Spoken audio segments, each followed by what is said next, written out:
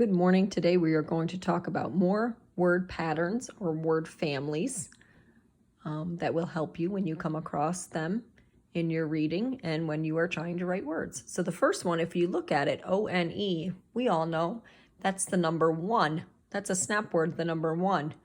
But when we start to add letters in front of it, it actually changes, and the O makes the long vowel O sound because of that E. So this word family sometimes breaks the rules. Sometimes we just read it as one when it's by itself, but if we put letters in front of it, like digraph P-H, we know P-H says F. P-H says F. So next to O-N-E, it says F, own, phone. We also know we could put an L in front of it, and that says loan.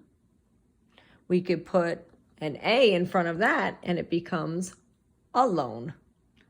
So sometimes that O-N-E is a little tricky because by itself it says the number one, but when it's in words it says own. Here's another one that sometimes breaks the rules. This one can say ohm, like in home, ohm. And I know most of you boys and girls know this one now, especially.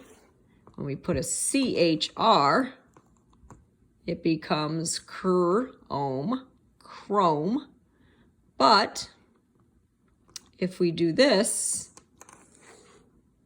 and put an S in front of it, now all of a sudden it's the word some. So again, it breaks the rules. If I change the S to a C, it becomes the word come.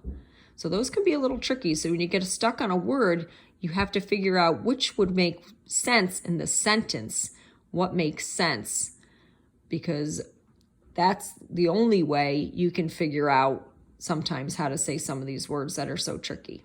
Have a great day.